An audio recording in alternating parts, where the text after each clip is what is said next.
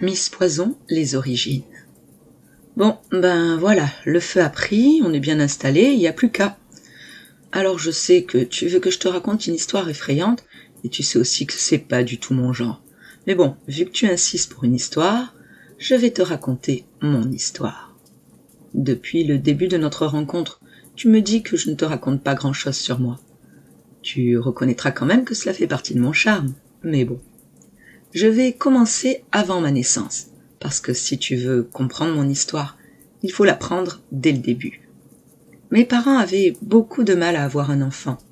Ils ont attendu des années avant que ma mère soit enfin enceinte. Quand je te dis des années, il faut bien imaginer toute leur détresse lors de cette attente interminable. C'était un couple très heureux, apprécié par tout le village. Ils étaient très amoureux et tout ce qui leur manquait pour concrétiser leur vie, c'était un enfant. Ma mère se désespérait. Elle faisait des prières tous les soirs. Donc tu peux imaginer leur joie, leur bonheur quand ils ont appris qu'elle était enceinte. L'accouchement fut une véritable célébration. Tous les villageois sont venus pour faire la fête avec mes parents. Je pense que tu l'auras compris, j'ai été un bébé extrêmement choyé et entouré, et dès ma naissance. J'ai été une petite fille comblée d'attention par ma mère, qui répondait favorablement à tous mes désirs. Mon père était constamment présent pour moi, et les gens du village étaient toujours charmants, ce qui avait pour conséquence que tout ce que je désirais, je l'obtenais. Et toute ma vie est ainsi. Si je désire quelque chose, je l'obtiens. Ça, je crois que tu t'en es déjà rendu compte. Bien sûr, il y eut un passage un petit peu compliqué, mais j'ai rapidement compris. Et quelquefois où je n'obtenais pas ce que je désirais simplement en le demandant, je ne devais pas m'énerver. C'était contre-productif. Par contre, si au contraire, j'affichais un air mi-contrarié, mi-triste et plein de gentillesse, c'était dans la poche. J'ai donc appris à tirer parti de ce que la nature m'avait offert. Mais obtenir tout le temps ce que l'on veut est... Comment dire... Au bout d'un moment, ça devient lassant. Même plus que ça. J'ai fini par me sentir vide. Avoir tout ce que je voulais m'a conduit à ne même plus savoir ce que je voulais. Il y avait tellement de... Je trouve pas les mots. Je sais pas vraiment comment te l'expliquer. Mais lors d'une promenade, je suis tombée sur une sublime rose de porcelaine qui, malheureusement, était difficile d'accès. Impossible pour moi de l'accueillir. Attends, excuse-moi, Soria, mais je crois que c'est le moment idéal pour une petite boisson réconfortante. Tu ne crois pas? Oui, tu penses sûrement à la tisane. J'ai justement la bouche un peu sèche. Yona, tu nous sers? Avec grand plaisir. Bon allez, je reprends. J'en étais où? La rose de porcelaine. Ah oui, c'est vrai. J'avais vraiment envie de la voir. Sur le chemin du retour, j'ai croisé un jeune homme du village. Je lui ai alors gentiment demandé, avec mon plus beau sourire bien entendu, s'il pouvait aller essayer de m'attraper la rose de porcelaine. Arrivé sur place, il a remarqué le précipice et a hésité, me disant qu'il n'allait jamais y arriver. C'était trop dangereux. Je l'ai alors incité en lui promettant un baiser. Il a réussi à l'accueillir. Mais au moment de se retourner pour me la donner, il a chuté, tombant au fond du ravin. « ne me regarde pas comme ça !» Tiens, bois ça, ça va te faire du bien. Je sais que c'est choquant, mais continue de l'écouter. C'est bon, je peux reprendre? Merci. Donc, c'est quand j'ai vu son corps complètement écrabouillé sur les rochers, je suis restée pétrifiée. Je n'avais aucune idée de ce que je devais faire. De longues minutes se sont écoulées. La nuit commençait à tomber quand je me suis rendu compte que ça faisait des mois, voire plus, que je ne m'étais pas sentie ainsi. Et qu'en fait, je n'avais jamais ressenti quoi que ce soit d'aussi incroyable. Vivante comme jamais. C'était vraiment autre chose que d'avoir tout ce que l'on veut en claquant des doigts. Là, j'ai su. J'ai su enfin ce que je voulais. Ah, tu as déjà fini ta tisane? Je crois que tu commences un peu à comprendre pourquoi on en est là. Une vie à avoir tout ce qu'on veut sans le moindre effort, juste avec un joli sourire, Ça peut paraître sympa, mais franchement, au bout de quelque temps, je ne ressentais plus rien. Plus aucune émotion, jusqu'à voir son corps ensanglanté et en partie démembré au fond du précipice. Tout ce sang, son expression à la fois vide et pleine de désarroi, figée sur son visage. Il se passait enfin quelque chose qui faisait vibrer tout mon corps. Un peu comme les tels qu'il fait maintenant. Là, tu dois vibrer. En effet, là, je ressens vraiment quelque chose. Jusqu'à présent, je faisais ce qu'il fallait, en présentant une belle façade, faite de jolis sourires hypocrites, gentils et agréables. Mais, à présent, c'est moi qui me fais plaisir. J'aime voir la mort, ou plutôt la vie, quitter vos corps. C'est ce qui me rend vivante à moi. Et dans cette nouvelle vie, j'ai été rejoint par Yona, qui maintenant m'assiste et dont je ne pourrai plus me passer. Je vais lui passer la parole afin qu'elle te raconte ce qui va t'arriver, car je pense bien que, si ce n'est pas maintenant, ce sera jamais, hein, je crois que tu comprends. Yona ? Oui, j'y vais. Tu as vu les jolies fleurs de tout à l'heure? Celles que Surya a mélangées à la tisane en disant que cela donnait un petit goût épicé? Eh bien, c'est dommage pour toi que tu t'y connaisses pas plus en botanique. Surya, elle, m'a appris que le poison, c'était plutôt sympa, en offrant une infinité de possibilités et... Oh, dis donc, j'ai l'impression que tu y es allé un peu fort sur le dosage. Oh, oui, c'est possible. J'ai peur que tu ne puisses pas écouter toute mon histoire avant d'être complètement paralysée. Mais X a commencé à m'apprendre 2-3 choses comme un peu de sorcellerie et différents mélanges de poisons très très utiles, tu peux me croire. Et même dans la vie de tous les jours. Je te dirais bien que la prochaine fois qu'on te demande d'aller cueillir un joli bouquet de fleurs bleues pour ta chérie, qui elle prend bien soin de ne pas les toucher. De connaître un peu mieux ce que tu cueilles, car rien qu'en touchant la fleur, tu as commencé à t'empoisonner. Sans compter que la tisane au fenouil est plus une tisane à la grande cigue. Voilà pourquoi tu sens ton cœur s'emballer et que tu n'y arrives plus à bouger.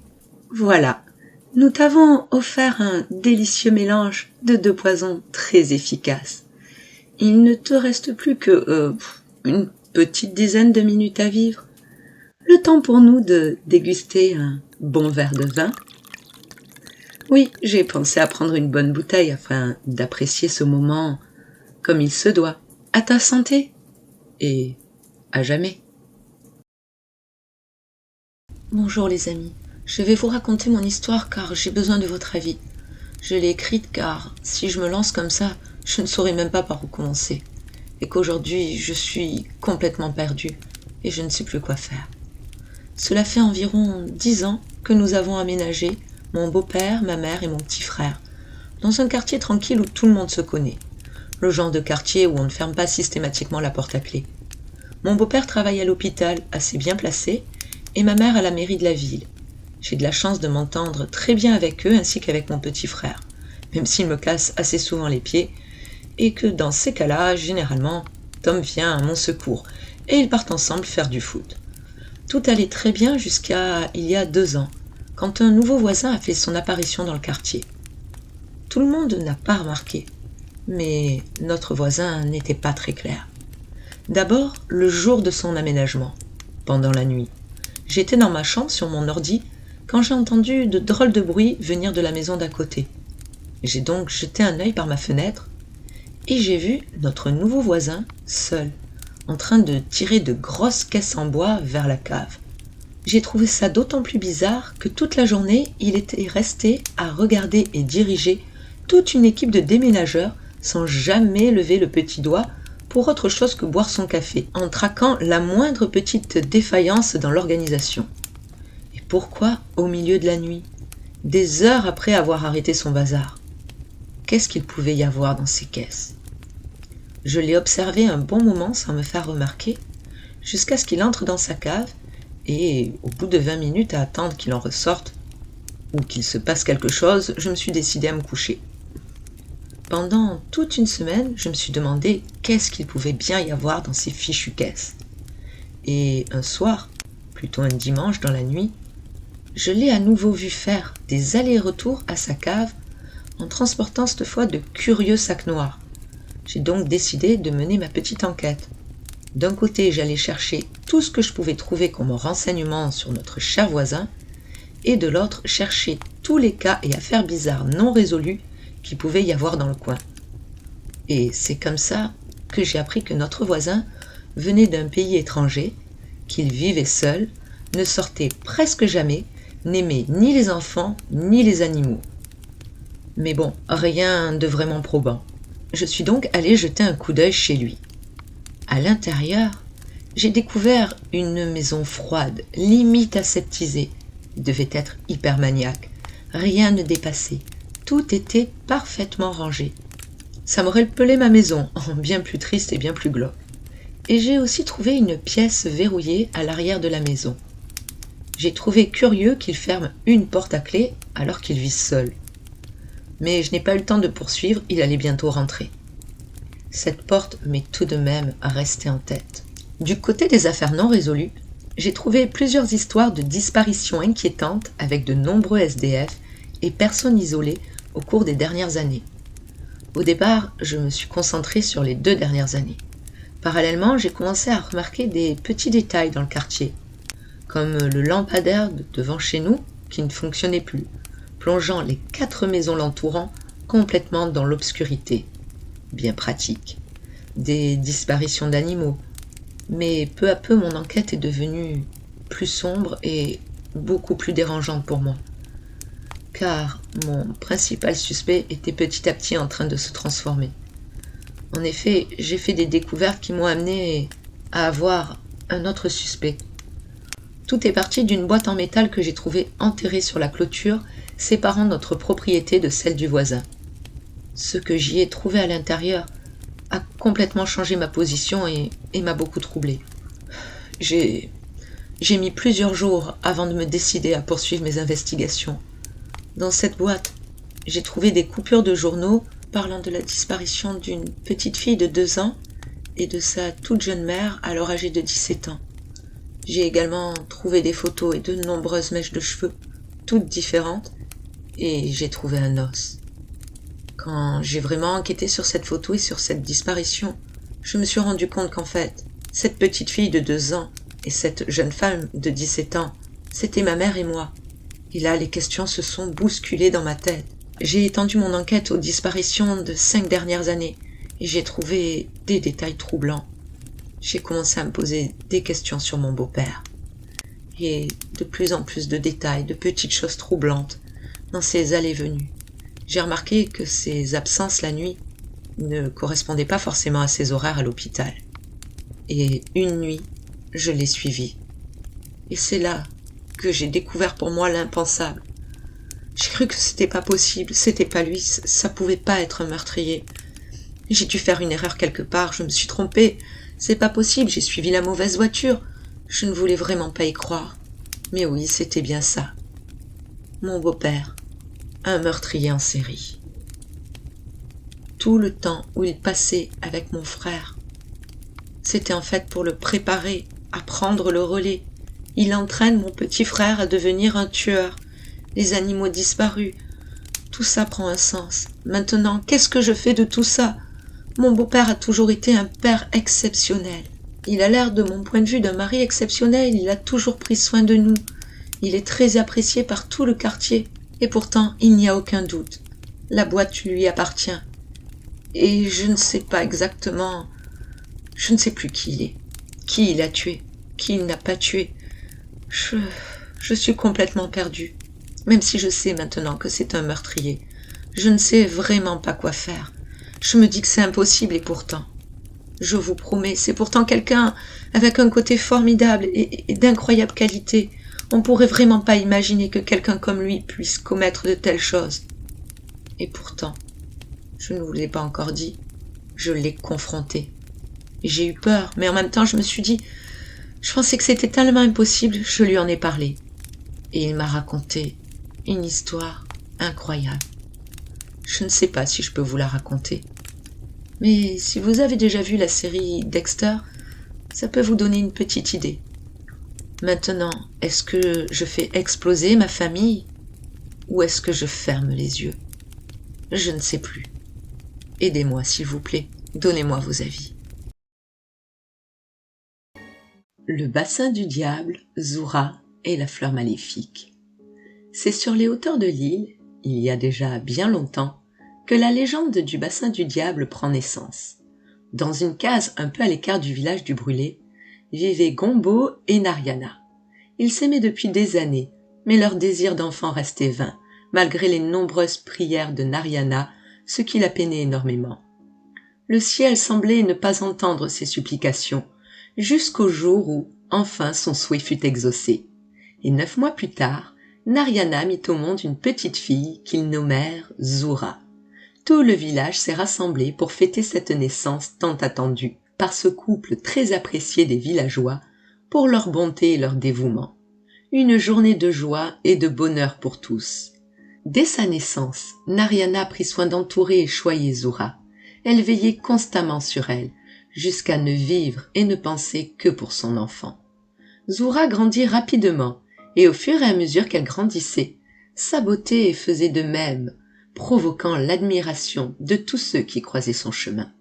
Ses moindres désirs, ses moindres caprices étaient immédiatement satisfaits, ce qui la rendit peu à peu méprisante, orgueilleuse et exigeante, amenant ainsi de la froideur à son égard.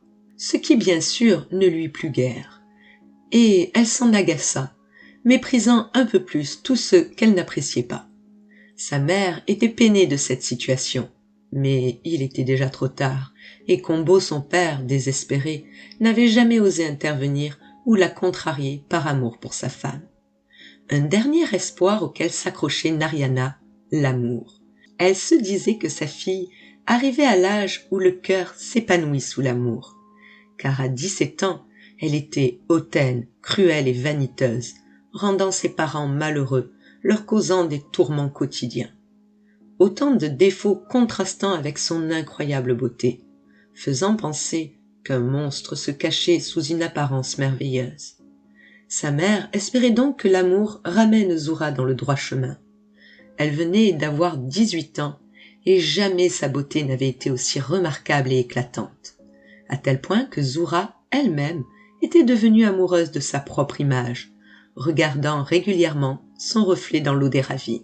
C'est lors d'une de ses promenades en solitaire qu'elle arriva au bord d'un précipice circulaire, attirée par une fleur au rouge intense et éclatant, située juste sur une des pentes les plus inclinées. Telle une tache de sang sur un tapis verdoyant, après l'avoir vue, Zoura n'avait plus qu'une idée en tête. Cette fleur devait être à elle.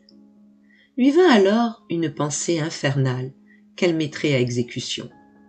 Elle connaissait l'effet qu'elle pouvait faire sur les gens, et notamment les jeunes hommes. Elle prit donc la décision qu'elle ordonnerait d'aller chercher la fleur au premier qui lui déclarerait son amour, et ce, quel que soit le danger mortel qu'il courait.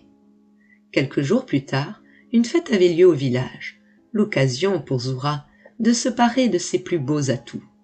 Ainsi apprêtée, son arrivée produisit une forte sensation, à sa grande satisfaction. Pratiquement tous les jeunes gens étaient après elle, délaissant les autres jeunes filles.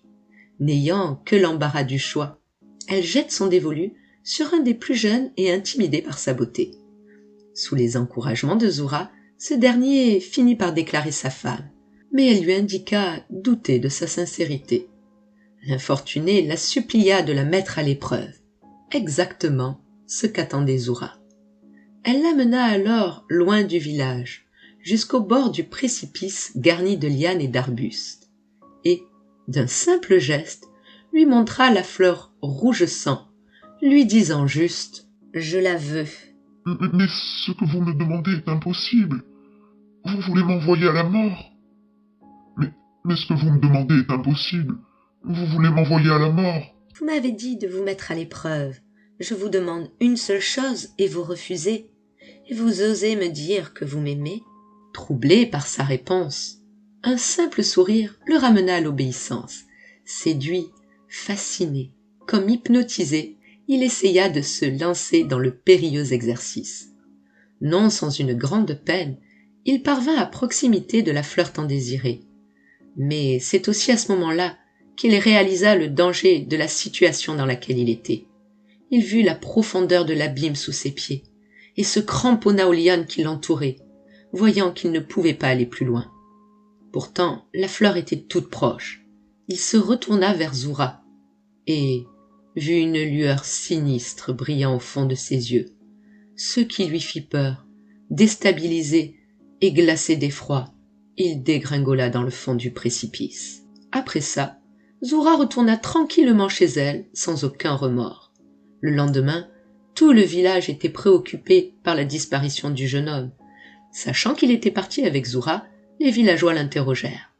Cette dernière leur raconta calmement et avec une grande froideur ce qui était arrivé, créant un sentiment de répulsion à son égard. Malgré ce drame, Zura continua de ravager le cœur des jeunes gens des environs, et de nombreux garçons vinrent se brûler au feu de Zura. Un garçon périt même d'amour pour elle, la laissant de marbre, totalement insensible à la situation, malgré le désespoir de la mère du jeune homme, ce qui amena à une haine publique envers la jeune fille. Les habitants, indignés, souhaitaient son départ du village. C'est à ce moment qu'un étranger arriva, un beau jeune homme séduisant et attirant, bien qu'à ses côtés, on eût ressenti un certain malaise, sans toutefois en déceler l'origine. Sa peau était claire comme de l'ivoire. Ses traits fins soulignaient un regard intense, difficile à soutenir. Dès son arrivée, il entendit tous les malheurs dont on accablait Zura et montra son désir de la rencontrer. Tous les habitants souhaitèrent le détourner de ce désir, mais il n'en eut que faire et se présenta à elle.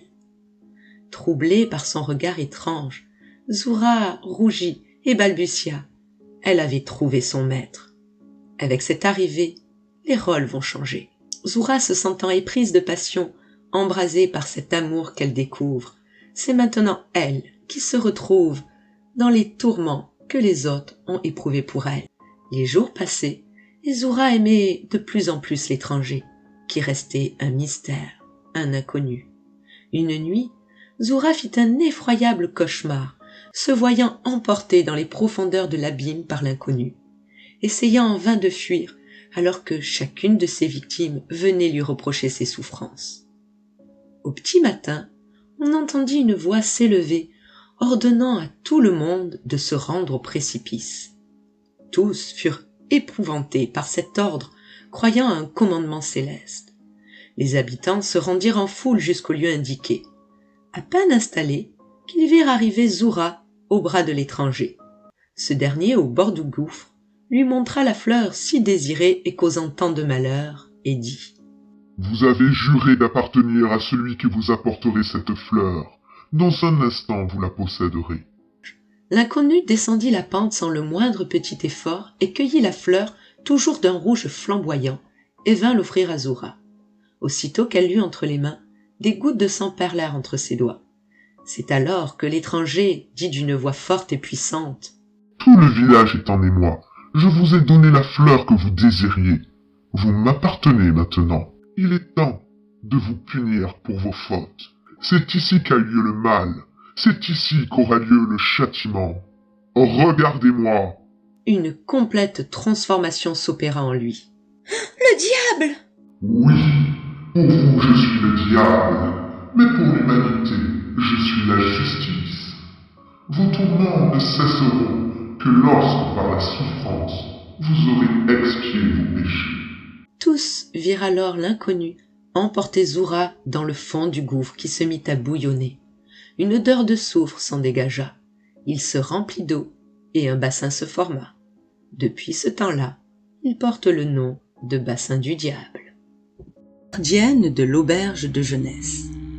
Alors voilà, après mon expérience un peu foireuse sur l'île, j'espère que cette fois-ci ce sera plus tranquille. Je dois m'occuper de surveiller une belle bâtisse qui a eu plusieurs vies, si j'ose dire. Et d'après ce que je sais, c'est un passé plutôt chargé qui suit le bâtiment, servant depuis une petite dizaine d'années d'auberge de jeunesse. Et sur les plans que j'ai reçus, j'ai surtout noté qu'il y avait beaucoup d'escaliers. Je sens que je vais marcher. Le bâtiment est réparti sur 5 niveaux, 3 étages, le rez-de-chaussée et un sous-sol. D'après les instructions, je dois arriver à 21h50 précise pour prendre mon poste et faire le tour des différents niveaux jusqu'à 6h du matin. Je dois impérativement arriver à l'heure car mon prédécesseur quitte son poste pile à l'heure. Et d'après ce que j'ai compris, il ne fera aucune exception. Alors, me voilà arrivé sur place et le bâtiment est plutôt beau. Ok, il est un peu austère, mais je trouve que ça lui donne du charme. En tout cas, ce qui est sûr, c'est que c'est une bâtisse imposante et vraiment ancienne, au vu de son architecture. Je le savais, mais je ne pensais pas ressentir une telle atmosphère. À peine rentré, j'ai comme une sensation d'oppression. L'air est lourd. Bon allez, on se motive, c'est que le début. C'est pas dès mon arrivée que je vais renoncer quand même. C'est franchement lugubre à l'intérieur. Pour une auberge de jeunesse, ça laisse à désirer. Je comprends pas trop, quoi. D'ailleurs, c'est assez logique qu'elle soit fermée vu l'état. C'était quoi ? J'ai l'impression que ça venait de par là. Voyons, qu'est-ce qu'il y a ? Ah, on dirait l'ancien garde-manger. Je vois rien de curieux, il y a juste une tonne de vieux bocaux. Merde, c'était quoi ? Ah, ça pue ! Ah, c'est dégoûtant ! Ah, qu'est-ce que c'est ? On dirait un reste ? Ah, ça schlingue, c'est conservé dans du formol. Ouais, je sors d'ici. Je vais aller voir la fiche d'instruction. Ok. Ah elle est plutôt sommaire, hein. Je dois pointer à chaque étage et noter toute anomalie. Les bocaux de formol, c'est une anomalie ? Bon, qu'est-ce que ça peut bien vouloir dire une anomalie dans ce cas-là ? Je suppose que je m'en rendrai compte s'il y en a, ou pas. Bon, vu que c'est bien plus glauque que ce à quoi je m'attendais, je vais commencer par le dernier étage, les chambres doubles et le dortoir. Ça me paraît plus tranquille. Quoi qu'il en soit, faudra que j'aille partout de toute façon, y compris le sous-sol. Alors, il est où l'escalier ? Ah voilà. Bon sang, qu'est-ce qu'il est raide ! Il y a dû y en avoir des clients qui ont dévalé l'escalier. C'est obligé. Putain, j'en ai marre. C'est toujours moi que ça tombe. Je suis maudite ou quoi ? Je viens de me casser la figure dans l'escalier parce que j'ai l'impression que j'ai vu un mort sur le premier palier. Il y avait un corps complètement tordu. Son bras formait un angle improbable dans son dos et ses jambes étaient à 90 degrés, sans parler de sa tête à demi arrachée par la rambarde de l'escalier. Faut que je remonte. Allez, je remonte et je préviens la police. Et... Non, mais pas de police, il n'y a plus rien. Alors ok, si je commence déjà à perdre la tête à cette heure-ci, ça va donner quoi à 3h du mat ? Ouais, je vais me faire un petit café. Aidez-moi, s'il vous plaît. Mais c'est qui ? J'arrive ! À l'aide. Mais d'où ça vient ? On dirait que c'est en haut. Je suis là ! Où êtes-vous ? Aidez-moi. Je vais essayer ici, non ? Alors peut-être là ? Mais où êtes-vous ? Aidez-moi. Mais je suis là, mais... Il n'y a personne. Oh, ça suffit, je laisse tomber, sinon ça va me rendre dingue. Alors, on va essayer de trouver le dortoir. C'est pas un dortoir, ça. Voyons, qu'est-ce qu'il y a dit sur le plan ? Normalement, c'est bien le dortoir. Mais là, non, c'est pas un dortoir. C'est une salle d'opération bien dégueulasse. Au moins c'est calme, mais il n'y a pas de sang. C'est quoi cette... Au moins là c'est calme. Et puis pour le moment il n'y a pas de sang. Oh, j'ai peut-être parlé un peu trop vite. Je sais pas quoi faire. Comment dire, il y a des Il y a des restes, il y a pas de flaques de sang, mais il y a des morceaux de corps, c'est répugnant. Oh! Oh! Hein? Bah... Ah non, mais c'est dingue. J'ai tourné la tête une seconde et maintenant... Maintenant, je suis bel et bien dans le dortoir. Et il est naze. Jamais j'aurais dormi ici. Ces lits ressemblent à des lits de camp militaires aux matelas crasseux. C'est dégueulasse. En même temps, vu ce qu'était la pièce avant, je suis pas sûre que les gens arrivent à trouver le sommeil. Bon allez, je vais à la suite, je redescends. Alors, je dois aller au réfectoire qui, normalement, est derrière cette porte. Et ça recommence. Je suis à peine surprise. Alors, ça devait être le réfectoire, mais là, je suis dans ce qui ressemble à une salle de bal. Pour ceux qui se connaissent, on se croirait dans Shining. Étrange, inquiétant, fascinant et en même temps époustouflant. Le sol est en marbre, il y a un énorme lustre au plafond et... Oh my god! Oh non, encore, il y a du sang, mais du sang partout en grande quantité. Qu'est-ce qui a bien pu se passer ici? Ah, je marche carrément dedans. J'en étais sûre maintenant. C'est bien le réfectoire. Oh la vache, je comprends plus rien. Quand je pense que je vais devoir descendre à la cave, je suis pas très chaude là tout de suite. Qu'est-ce que je vais bien pouvoir trouver là en bas, au vu de ce que j'ai déjà vu en haut? Allez, courage. Jusqu'à présent, c'était que visuel, en même temps. À part le sang quand même, Je l'ai bien senti en marchant. Est-ce que ça peut m'atteindre? Je vais essayer de trouver un couteau. Oh zut, tous les tiroirs sont vides. Dommage. Bon allez, c'est parti. J'ouvre la porte. Allez, j'ouvre la porte. Bon, un escalier, allez. Bon, je crois que j'ai jamais descendu un escalier aussi lentement. Il finit un jour cet escalier? Ça devrait pas être si long, non? Normalement, c'est censé être un garde-manger. On n'est pas censé mettre 3 heures à descendre pour atteindre les stocks. Voilà, je commence enfin à voir le fond. On dirait qu'il y a un couloir avec plusieurs pièces. Oh, c'est pas très rassurant. Mais bon, quand faut y aller, faut y aller. Allez, j'ouvre cette porte. Ou pas. Allez. Ouf. Ah, rien de spécial. Ça fait du bien. Suivante. Oh, l'odeur. On dirait une très très mauvaise blague. C'est quoi ce délire? Il y a plein de barils bleus stockés ici. Et ça pue, c'est infect. Oh, j'ai envie de vomir. Oh, j'aime pas ça. Oh, c'est n'importe quoi. Allez, courage. La dernière porte. Un autre couloir. Mais c'est pas vrai, c'est pas possible. Le bâtiment est pas si grand. On dirait un tunnel interminable. C'est quoi? Ah, bon non, il y a des rats partout en plus. Oh non, j'aime pas ça. Je me tire d'ici, là, c'en est trop.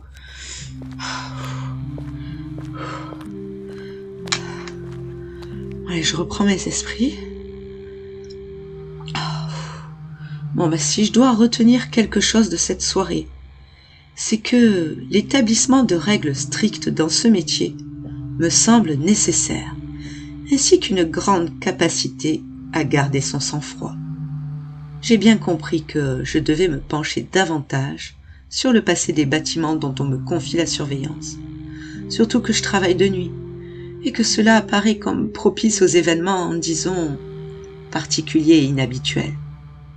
Et je ne dois plus prêter attention aux voix que j'entends. Si quelqu'un appelle à l'aide, je vais être une peau de vache. Il ou elle attendra la relève, la relève de jour, pour avoir éventuellement, si nécessaire, du secours. Mais quelque chose me dit qu'aux premières lueurs du jour, le calme sera revenu. La maison que je n'aurais jamais dû acheter. Connaissez-vous la diablesse de la terre? C'est comme ça que je l'appelle, même si d'autres, à l'esprit très terre-à-terre, dirons-nous, l'appelle simplement faille tellurique. Malheureusement pour moi, je l'ai côtoyé de très près, trop près. Étrangement, j'avais totalement oublié cette histoire jusqu'à ce que je retrouve mon vieux journal et plusieurs cassettes tournées avec mon ancien caméscope pendant que je rangeais le grenier en vue de notre futur déménagement. Et là, tout m'est revenu en mémoire. L'appréhension, l'angoisse et le soulagement à notre départ de cette maison, qui devait pourtant être notre home sweet home. Tout avait néanmoins bien commencé. C'était le début des années 90. Mes parents venaient de devenir propriétaires d'une petite maison de campagne correspondant parfaitement à leurs attentes. J'étais, tout comme mon frère, ravi d'y aménager. Nous quittions un appartement situé dans un quartier très urbain et bruyant de la ville pour atterrir dans une petite maison de plain-pied avec 3 chambres, un salon, une cuisine modeste mais dans laquelle nous pouvions tous nous attabler, un garage et surtout une grange et plein d'espace. Autant d'espace que nous en rêvions. Largement de quoi faire un potager comme ma mère voulait, un petit verger, plusieurs parterres de fleurs et il restait encore de la place pour des balançoires. Le déménagement s'est fait grâce à une camionnette très gentiment prêtée par nos futurs voisins et en une journée, tous les gros meubles avaient déjà été installés. Il fallait encore prendre nos marques, mais dans l'essentiel, tout était là et nous nous sentions bien. Dès le début, c'était chez nous. La première nuit s'est faite à la bougie. Mon père n'avait pas encore fait les démarches pour l'eau ou l'électricité. Dès le lendemain, il est allé s'en occuper.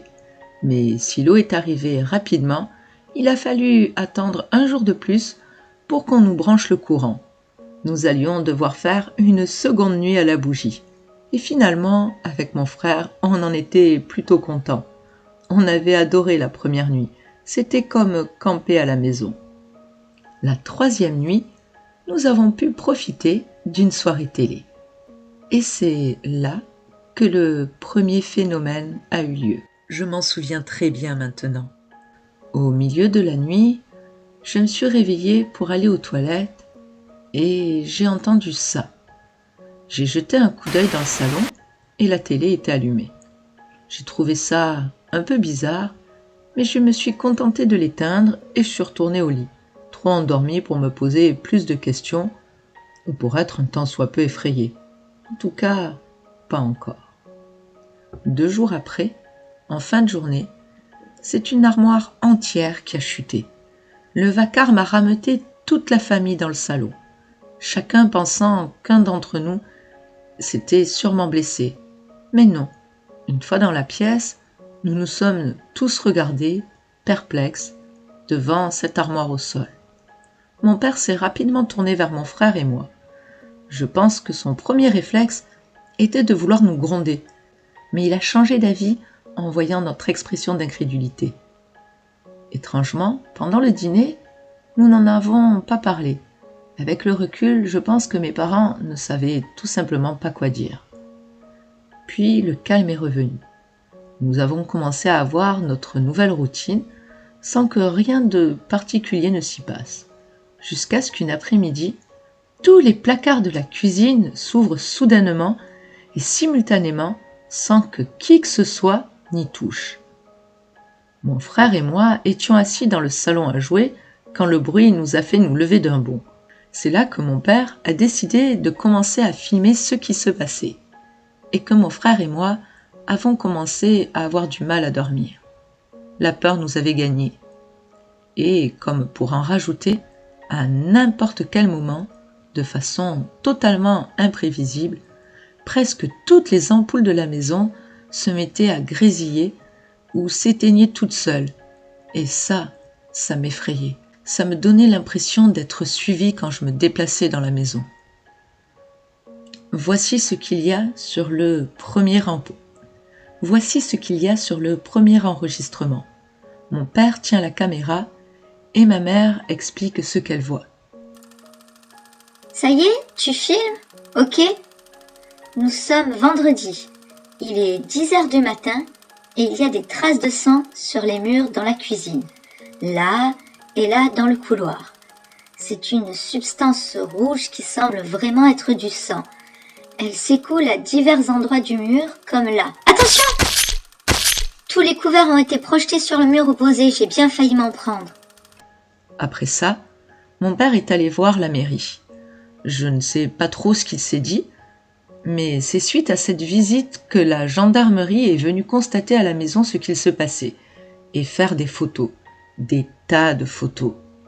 Ils ont, en apparence du moins, pris l'affaire au sérieux et 2 d'entre eux furent désignés pour passer la nuit dans notre maison, afin d'essayer de constater en direct les phénomènes. Je pense qu'ils ne nous croyaient pas vraiment, mais que pour calmer les rumeurs qui débutaient dans le village, il fallait bien trouver quelque chose. Ils se sont donc installés avec leur matériel, 2 caméras et 2 lits de camp. Au bout de seulement 2 heures, une autre tache est apparue sur un des murs de la cuisine. Les gendarmes se sont empressés de noter l'heure, la position et encore faire des photos. À quoi bon faire autant de photos? C'est pas ce qui allait régler le problème. Ils ont installé une des caméras dans le salon et l'autre dans la cuisine. Malheureusement, celle du salon a subi durant la nuit un gros court-circuit et celle de la cuisine est tombée. Par conséquent, seul l'enregistrement audio est vraiment intéressant. On y entend essentiellement les placards. Les gendarmes ont décidé de faire venir un médium. Hein? Ah oui, c'est bien ce que j'ai noté. C'est l'idée des gendarmes de faire intervenir le médium. Monsieur Homme, spécialiste de phénomènes occultes. Une mauvaise idée. Il est arrivé en début d'après-midi et a aussitôt fait le tour de la propriété. Il a inspecté les murs, les meubles et a eu l'air totalement déconcerté. En début de soirée, tout a recommencé. Je me suis caché sous mon lit et ma commode a été projetée contre lui. J'ai entendu un boucan assourdissant venant de la cuisine, mais je n'ai pas osé bouger avant plusieurs minutes, bien trop terrorisée. La peur m'avait enveloppée et je suis restée tétanisée jusqu'à ce que la tête de mon frère apparaisse tout pâle sous mon lit. À 2, nous avons décidé qu'il fallait qu'on aille voir ce qui s'était passé. Et c'était comme si un cyclone avait traversé la cuisine. Tout était comme entassé au milieu de la pièce. Et c'est là que nous avons tous entendu un bruit énorme comme un grondement venu des entrailles de l'enfer. Tout le monde est sorti de la maison, mais il manquait le médium. Un des 2 gendarmes a pris l'initiative de retourner prudemment à l'intérieur pour essayer de le trouver. En vain. Ma mère nous a demandé de nous asseoir dans la voiture et de ne pas bouger pendant que les adultes cherchaient Monsieur Homme. Nous nous sommes exécutés sans broncher, bien trop effrayés pour vouloir faire une quelconque bêtise. Nous nous sommes exécutés sans broncher, bien trop effrayés pour vous voir l'air. Nous nous sommes exécutés sans broncher, bien trop effrayés pour vouloir faire une quelconque bêtise. Ils ont fait le tour du jardin et de la grange sans le trouver. Quand soudain, un cri alerte tout ce beau monde. Le cri est si strident qu'il nous pousse, mon frère et moi, à quitter notre abri temporaire pour voir ce qui a causé un tel effroi. Quelle ne fut pas notre surprise quand, une fois à l'intérieur de la grange, nous avons vu la moitié de celle-ci plus basse que l'autre. Cela ne sautait pas aux yeux, car l'affaissement était derrière 2 grosses machines agricoles. Mais le pire était la fissure. Une fissure qui couvrait la moitié du sol. On voyait une lumière rougeâtre en sortir qui me donnait vraiment l'impression que l'enfer allait nous absorber. À peine le temps de commencer à comprendre que le gendarme a fait sortir tout le monde. C'était notre dernière journée dans cette maison. Ce n'est que bien plus tard que j'ai su que Monsieur Homme avait été avalé par la fissure, alors qu'il était au volant de la vieille voiture garée dans la grange, et que les expertises avaient dévoilé la présence d'une très importante faille tellurique sous la maison, et que c'est à cause de cette dernière que notre réseau électrique était perturbé et créer des impulsions projetant nos meubles. Ma version, la diablesse de la terre s'est réveillée et nous a éjectés. Quoi qu'il en soit, je vais bien faire attention avant l'acquisition de notre Home Sweet Home.